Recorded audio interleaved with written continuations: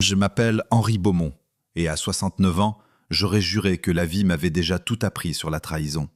J'avais fondé ma cave viticole dans le Beaujolais, en partant de rien, avec des mains qui saignaient à force de tailler les vignes et une foi aveugle dans la terre. Mais rien dans mes 69 ans d'existence ne m'avait préparé à ce que j'allais entendre dans cet arrière-salon de couturière, par un après-midi de mars qui sentait la cire chaude et la pluie sur le pavé lyonnais.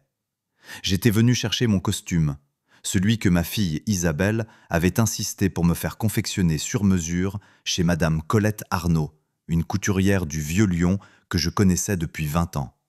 3 800 € de drap gris ardoise, un chiffre qui m'avait fait grimacer. Isabelle avait posé ses mains sur mes joues et elle avait souri avec ses yeux qu'elle tenait de sa mère.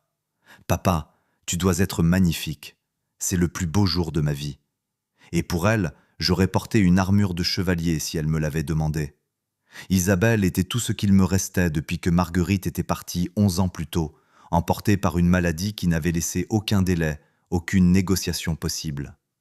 Depuis ce jour-là, ma fille était ma boussole et ma raison de continuer à soigner les vignes, à lever des verres avec les clients, à réinvestir chaque euro gagné dans l'entreprise familiale que je voulais lui transmettre intacte et florissante. Je poussai la porte de l'atelier. La clochette sonna doucement. L'air sentait le tissu neuf et la lavande, comme toujours. Colette Arnaud était derrière son comptoir, les mains croisées sur un rouleau de soie ivoire. Mais quelque chose n'allait pas. Je la connaissais assez pour lire sur son visage comme dans un livre ouvert. Elle était pâle. Pas la pâleur d'une mauvaise nuit, non, celle du choc. Celle des gens qui viennent de comprendre quelque chose qu'ils auraient préféré ne jamais apprendre. « Henri », dit-elle tout bas, d'une voix qui ressemblait moins à un prénom qu'à un avertissement. « Vous êtes en avance. » Je ris doucement. « À peine un peu, Colette. Je voulais essayer une dernière fois avant samedi, m'assurer que l'ourlet est parfait. Vous avez l'air de voir un fantôme. Qu'est-ce qui se passe ?» Elle ne répondit pas tout de suite. Ses yeux allèrent vers la vitrine, vers la rue, puis revinrent sur moi avec une intensité qui me figea. Elle contourna le comptoir plus vite que je ne l'aurais cru possible pour une femme de son âge, et elle attrapa mon bras des deux mains.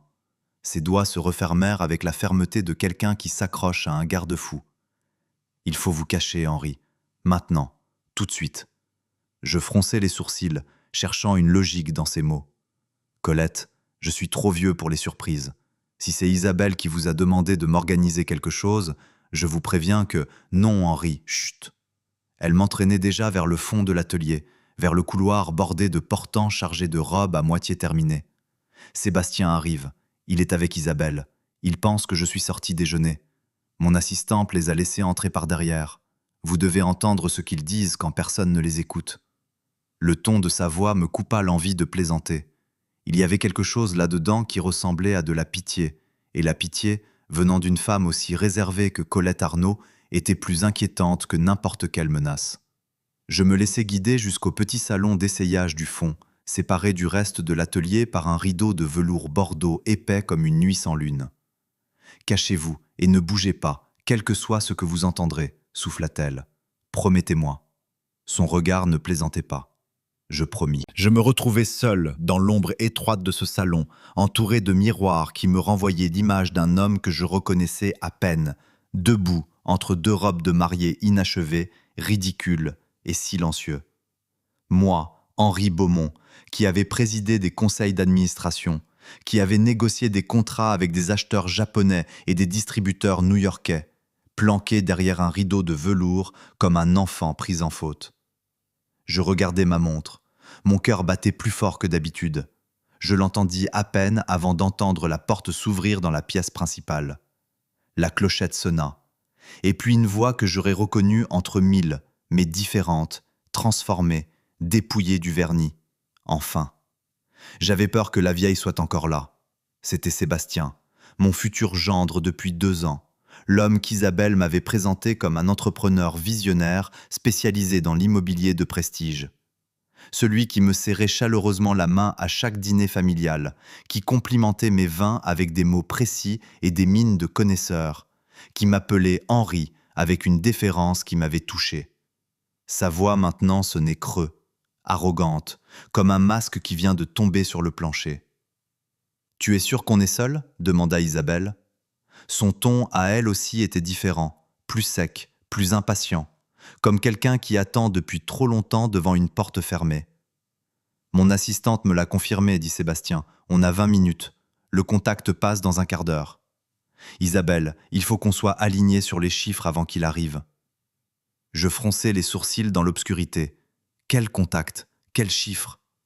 J'entendis des pas, puis le froissement d'un vêtement sur le velours d'une chaise, juste de l'autre côté du mince mur qui me séparait d'eux.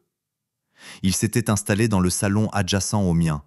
Je pouvais presque sentir leur présence à travers le tissu. « Alors tu as avancé avec lui pour la procuration ?» demanda Sébastien. Sa voix avait quelque chose de mécanique, comme quelqu'un qui récite un plan établi depuis longtemps. « Pas encore, soupira Isabelle. Tu le connais, il veut tout lire, tout faire vérifier par son notaire. Il dit qu'il a besoin de temps pour comprendre les clauses.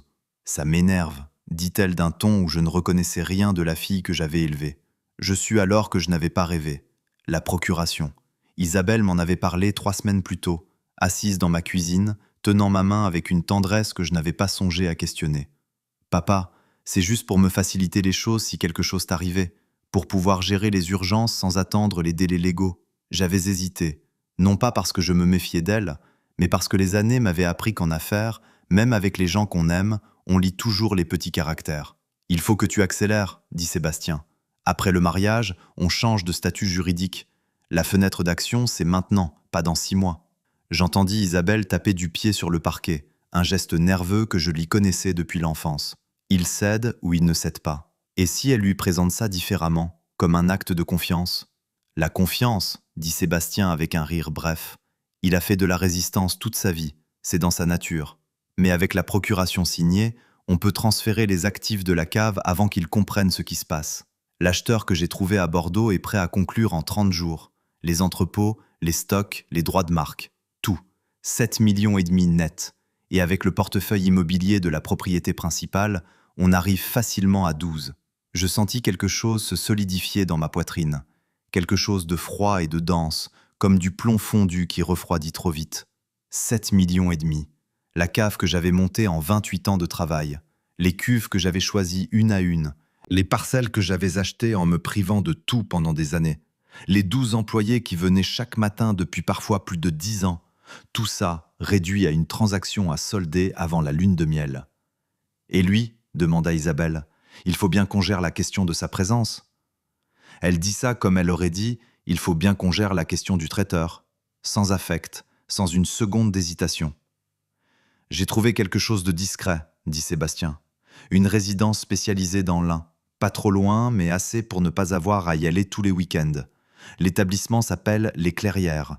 Il accueille des profils avec troubles cognitifs légers.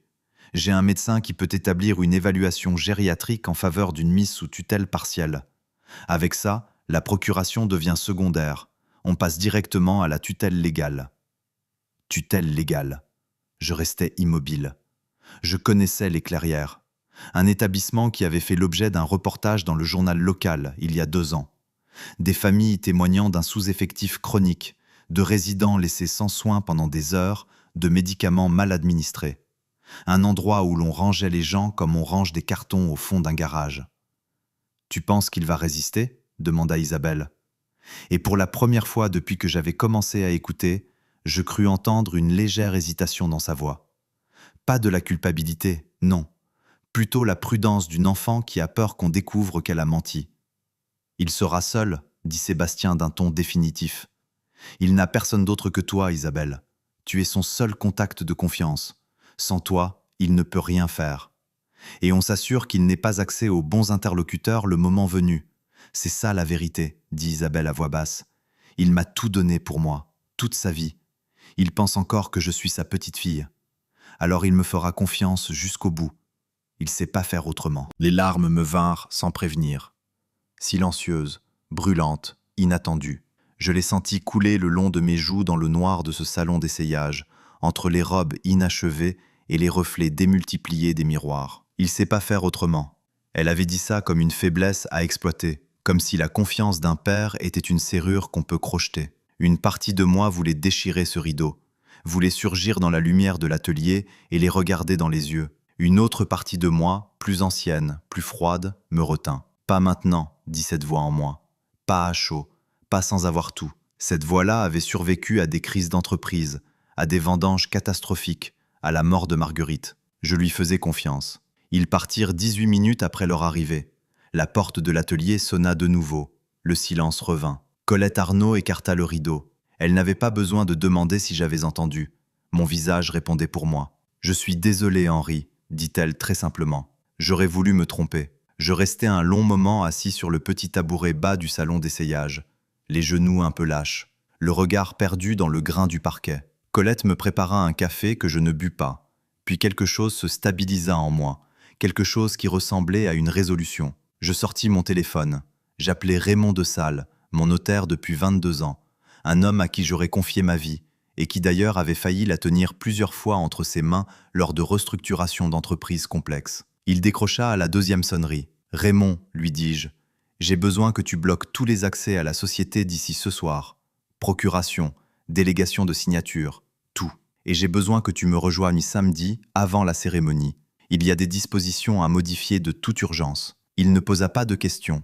C'est l'avantage des gens qui vous connaissent vraiment. Ils comprennent le sérieux à la texture de la voix. Les jours suivants furent les plus étranges de ma vie. Je continuais à sourire à table avec Isabelle quand nous dînions ensemble. Je continuais à serrer la main de Sébastien avec la même chaleur feinte qu'il m'offrait depuis 2 ans. Je posais des questions sur la cérémonie, sur le menu, sur le voyage de noces prévu en Grèce. Je faisais le vieil homme attendri. Je jouais mon propre rôle, mais cette fois avec une pleine conscience du décor. Le vendredi soir, je rencontrai Raymond dans son étude. En 2 heures, nous modifiâmes les statuts de la société. Je créai une fondation à laquelle je transférais les actifs stratégiques de la cave. Je mis en place un conseil d'administration indépendant avec 3 membres extérieurs à la famille. Je rédigeai un testament précis et daté, signé devant 2 témoins. Et je passai un appel discret à un journaliste que je connaissais, spécialisé dans les affaires de tutelle abusive. Pas pour déclencher quoi que ce soit, juste pour déposer une enveloppe. Le samedi matin, je m'habillai seul dans ma chambre, le costume gris ardoise. Je le boutonnai lentement, col par col, devant le miroir en pied que Marguerite avait choisi à Avignon le printemps avant sa mort. Je me regardais, 69 ans, un homme qui avait failli être vendu par sa propre fille pour 7,5 millions et un billet de retour de Santorin. Je descendis vers la salle de réception que nous avions louée dans un château du Beaujolais. 200 invités, des amis, des associés, des membres de la famille élargie que je n'avais pas vus depuis des années. Tout le monde me complimentait sur le costume. Isabelle m'embrassa dans le couloir avec une chaleur calculée. « Tu es magnifique, papa, dit-elle. » Je la regardai dans les yeux. Je vis ce que je cherchais, l'imperceptible calcul derrière l'affection. La cérémonie civile eut lieu à midi. L'officier d'état civil lisait les droits et les devoirs des époux. Sébastien tenait la main d'Isabelle, avec la fierté bien mise en scène de quelqu'un qui sait qu'on le regarde. Le moment venu, quand l'officier demanda s'il y avait des objections, personne ne dit rien. Moi non plus. Je n'avais pas l'intention de faire une scène de mélodrame, ce n'était pas mon style. Ce fut au moment du vin d'honneur que je pris la parole. Je demandai le micro avec la tranquillité de quelqu'un qui a toute sa vie fait des discours. Les conversations s'éteignirent progressivement. 200 visages se tournèrent vers moi. « Je remercie tout le monde d'être venu célébrer ce jour », commençai-je. Isabelle est ma fille unique, la raison pour laquelle j'ai continué à travailler après la mort de sa mère, la personne à qui j'ai consacré tout ce que j'ai construit. J'avais prévu de lui transmettre la cave cette année, les vignes, les stocks, les murs, l'histoire. 28 ans de travail, réunis dans un héritage que je pensais bâtir pour quelqu'un qui en avait la valeur. Le silence s'était épaissi. Sébastien avait un sourire poli, mais ses yeux avaient changé de couleur. Il y a 6 jours, poursuivis-je, j'ai entendu par hasard une conversation. Une conversation entre Isabelle et son mari sur les moyens de me déposséder de mes biens via une procuration frauduleuse, de me faire interner dans un établissement spécialisé sous une fausse expertise médicale et de liquider la cave à un acheteur bordelais avant que j'aie le temps de comprendre ce qui se passait. J'avais une fiche dans ma poche. Je la dépliai calmement. Je lus les noms, les chiffres, les noms de l'établissement, le nom du médecin complaisant que Sébastien avait mentionné à Colette Arnaud. Dans la salle, personne ne bougeait plus. Je regardais ma fille. Elle était blanche. Sébastien avait posé son verre. « J'ai passé toute ma vie à croire que l'amour suffisait à garantir la loyauté, dis-je. J'avais tort. La loyauté se mérite et se choisit chaque jour. Elle ne vient pas avec le sang. Isabelle tenait sa flûte de champagne des deux mains, les yeux écarquillés. Et pour la première fois depuis longtemps, je ne savais plus si ce que je voyais sur son visage était de la honte ou de la peur d'être prise. Je remis le micro à l'officier de cérémonie. Je descendis de l'estrade. Je serrai quelques mains au passage, celles des gens qui me regardaient avec une expression que je ne cherchais pas à déchiffrer. Je récupérai ma veste sur la chaise où je l'avais laissée. Je sortis par la porte latérale du château, celle qui donnait directement sur la cour pavée et les vignes en contrebas. L'air sentait la pierre froide et les premiers bourgeons du printemps. La lumière de Mars était blanche et précise. Je m'arrêtai un instant sur les marches. J'entendis des voix s'élever dans la salle derrière moi, des chaises qu'on repoussait, peut-être quelqu'un qui pleurait. Je ne me retournai pas. Je descendis vers le parking. Mon vieux break Peugeot m'attendait entre deux voitures de location luisantes. Il avait 200 000 km au compteur, une éraflure sur l'aile gauche qui datait d'un marché de producteurs à Mâcon et les sièges arrière qui sentaient encore les cagettes de raisin de la dernière récolte. Je m'installai au volant. Le moteur toussa, une fois, deux fois, puis démarra avec le ronronnement familier d'une bête fidèle. Je roulais vers le sud. Je n'avais pas de destination précise, juste une direction. Je passais devant mes vignes sans m'arrêter. Je les regardais défiler dans le rétroviseur, les rangées de cèpes bas encore nus de mars, les tuteurs de bois, le ciel pâle au-dessus. 28 ans, elles étaient à moi et elles resteraient à moi. Raymond avait veillé à ça. Vers 16 heures, mon téléphone vibra. Un message de Raymond. Tout est en ordre. Les statuts sont modifiés et enregistrés. La demande de tutelle ne peut plus passer. Le nom du médecin a été transmis à l'ordre. Et le journaliste vous remercie pour l'enveloppe. Il demande si vous voulez témoigner à visage découvert. Je répondis simplement « Pas encore. Je verrai ». Je m'arrêtai dans une auberge de bord de route entre Mâcon et Lyon. Je commandai un verre de Fleury, de chez un voisin, un vin que j'aurais normalement refusé par principe de concurrence amicale. Il était excellent. Je le bus lentement, les yeux sur la plaine, les mains à plat sur la table en bois brut. Un couple de retraités dans le coin sale riait de quelque chose. La serveuse chantonnait derrière son comptoir. La vie continuait avec la belle indifférence des jours ordinaires. Je pensais à Isabelle. Je pensais à ce qu'elle avait dit dans le salon de Colette Arnaud. Il sait pas faire autrement. Peut-être avait-elle raison là-dessus, au fond. Peut-être que je ne savais pas faire autrement que de faire confiance. Mais cette fois-ci, j'avais appris à regarder au-delà de la confiance. J'avais appris qu'on peut aimer quelqu'un et le voir clairement en même temps. Je payais, je sortis, je remontais dans le break. Il me restait 4 heures de route jusqu'au petit appartement que j'avais gardé à Arles, acheté il y a longtemps pour des raisons que je n'aurais su expliquer alors, mais qui m'apparaissaient maintenant comme une forme de prescience. Marguerite n'avait jamais voulu qu'on le vende. « Garde-le », avait-elle dit. « On ne sait pas de quoi demain est fait. » Elle avait toujours eu un coup d'avance. La route nationale se déroula devant moi dans la lumière descendante du soir. Le ciel était rose et gris, le genre de ciel qu'on voit sur les vieilles cartes postales du Midi. Je montai le son de la radio. Une vieille chanson de Barbara que je n'avais pas entendue depuis des années. L'accordéon et cette voix qui n'appartenait qu'à elle, qui parlait de solitude traversée et de dignité retrouvée. J'avais 69 ans. Je n'avais plus de fille, au sens où je l'entendais jusqu'à la semaine dernière. Plus de plan de transmission familiale, plus d'illusions sur ce que le sang garantit ou ne garantit pas. Mais j'avais mes vignes, intactes. 12 employés dont les salaires ne seraient pas engloutis dans un voyage en Grèce. Un notaire qui dormait sur ses 2 oreilles. Et un appartement à Arles avec une fenêtre qui donnait sur les toits romains. Il y a des choses que personne ne vous dit quand vous êtes jeune. On vous dit que la famille, c'est sacré. On vous dit que le sang, ça compte par-dessus tout. On ne vous dit pas que parfois le sang, c'est précisément ce qui vous aveugle, ce qui vous empêche de voir ce que n'importe quel étranger aurait vu à votre place depuis longtemps. Ce soir-là, dans ce break à 200 000 km, sur cette nationale entre 2 plaines endormies, je n'étais pas un homme brisé, j'étais un homme allégé, d'une de ces légèretés qui ne vient pas du bonheur, mais de la vérité enfin regardée en face, sans phare, sans filtre, sans la brume douce de l'amour paternel qui transforme ce qu'on voit en ce qu'on espère. Il m'a fallu 69 ans et un rideau de velours bordeaux pour comprendre que la confiance n'est pas une dette. C'est un choix qu'on renouvelle chaque jour, et que le jour où on cesse de le renouveler, tout ce qu'on construit ensemble s'effondre, peu importe le nombre d'années, peu importe le nom qu'on porte, peu importe les photos encadrées sur le mur du salon. Je ne dis pas que j'ai eu raison sur tout. Je ne dis pas que je n'avais pas ma part dans ce qui s'était cassé entre Isabelle et moi, dans ces silences accumulés, dans ces distances que j'avais parfois creusées sans le vouloir, en mettant le travail avant le reste. Mais entre les erreurs d'un père et la décision froide de vendre son père, il y a un abîme que rien ne comble. Ce que j'ai appris dans ce salon d'essayage, ce n'est pas que ma fille était mauvaise, c'est que l'amour sans respect n'est pas de l'amour. C'est une forme d'utilisation qui porte un autre nom. Et qu'à 69 ans, on a encore le droit de refuser d'être utilisé. On a encore le droit de choisir sa vie. On a encore le droit de rouler vers le sud, une vieille chanson à la radio, en sachant qu'on a tout perdu, sauf ce qui comptait vraiment. J'arrivais à Arles passé 22 heures. Je garais le break dans la petite rue derrière l'appartement. Je montais les 2 étages à pied, l'escalier en colimaçon que je n'avais pas grimpé depuis 2 ans.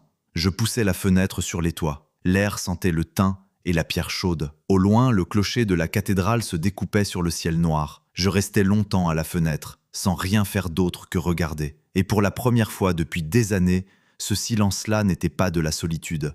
Il était de la paix. Une paix que personne ne m'avait donnée. Une paix que personne ne pouvait me reprendre. Parce qu'elle était entièrement, irréversiblement la mienne.